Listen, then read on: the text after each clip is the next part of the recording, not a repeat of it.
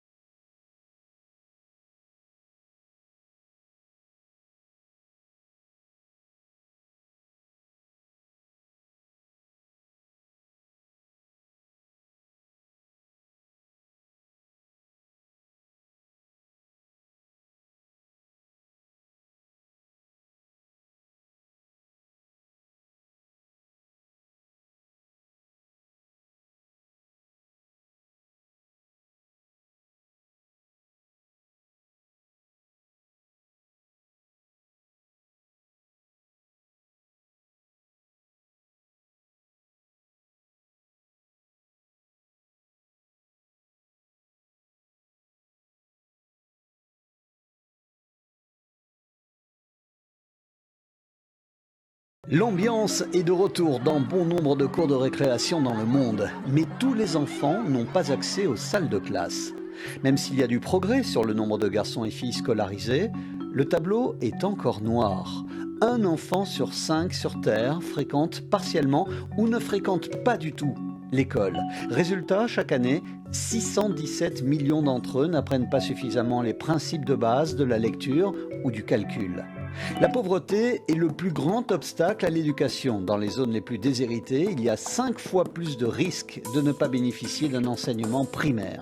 L'Agence des Nations Unies pour l'éducation affirme que si tous les jeunes achevaient leurs études secondaires, cela aboutirait à diminuer de moitié le nombre de personnes pauvres dans le monde. On attend toujours des progrès concernant la parité. Les 2/3 des analphabètes dans le monde sont des femmes. Les jeunes Afghanes, empêchés récemment par les talibans d'aller en cours, viendront grossir cette triste statistique. De la Syrie à l'Ukraine, en passant par le Nord Kivu, les théâtres de guerre sont bien sûr des freins à l'éducation. 27 millions d'enfants vivant dans ces zones de conflit ne sont pas scolarisés. Ou alors, loin de chez eux. Cette semaine, 20 000 Ukrainiens ont fait leur entrée des classes en France. La France, d'ailleurs, est-elle une bonne élève?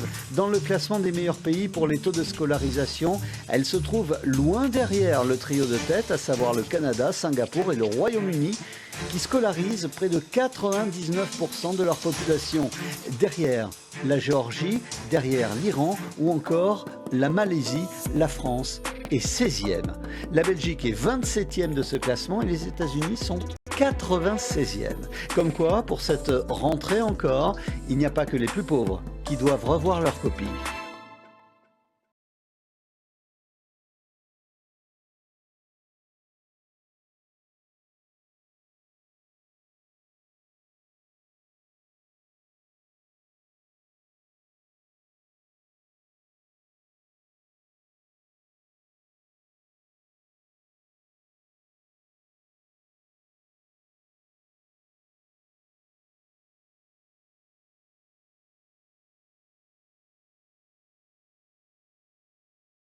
L'ambiance est de retour dans bon nombre de cours de récréation dans le monde, mais tous les enfants n'ont pas accès aux salles de classe.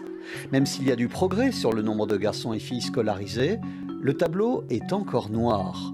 Un enfant sur 5 sur Terre fréquente partiellement ou ne fréquente pas du tout l'école. Résultat, chaque année, 617 millions d'entre eux n'apprennent pas suffisamment les principes de base de la lecture ou du calcul. La pauvreté est le plus grand obstacle à l'éducation. Dans les zones les plus déshéritées, il y a 5 fois plus de risques de ne pas bénéficier d'un enseignement primaire. L'Agence des Nations Unies pour l'éducation affirme que si tous les jeunes achevaient leurs études secondaires, cela aboutirait à diminuer de moitié le nombre de personnes pauvres dans le monde. On attend toujours des progrès concernant la parité. Les 2/3 des analphabètes dans le monde sont des femmes. Les jeunes Afghanes, empêchés récemment par les talibans d'aller en cours, viendront grossir cette triste statistique. De la Syrie à l'Ukraine, en passant par le Nord Kivu, les théâtres de guerre sont bien sûr des freins à l'éducation. 27 millions d'enfants vivant dans ces zones de conflit ne sont pas scolarisés. Ou alors, loin de chez eux. Cette semaine, 20 000 Ukrainiens ont fait leur entrée des classes en France. La France, d'ailleurs, est-elle une bonne élève?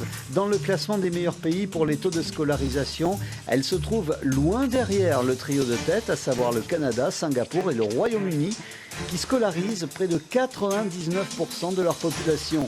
Derrière la Géorgie, derrière l'Iran ou encore la Malaisie, la France est 16e. La Belgique est 27e de ce classement et les États-Unis sont 96e.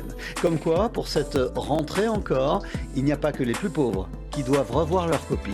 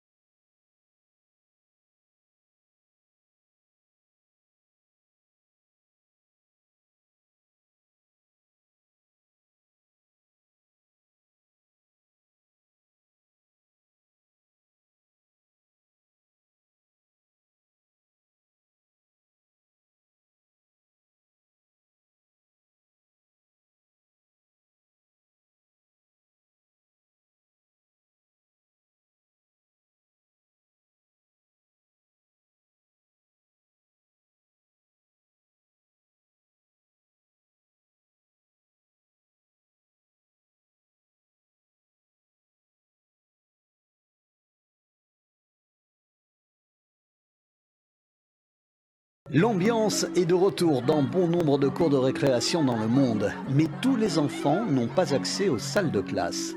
Même s'il y a du progrès sur le nombre de garçons et filles scolarisés, le tableau est encore noir. Un enfant sur 5 sur Terre fréquente partiellement ou ne fréquente pas du tout l'école. Résultat, chaque année, 617 millions d'entre eux n'apprennent pas suffisamment les principes de base de la lecture ou du calcul. La pauvreté est le plus grand obstacle à l'éducation. Dans les zones les plus déshéritées, il y a 5 fois plus de risques de ne pas bénéficier d'un enseignement primaire.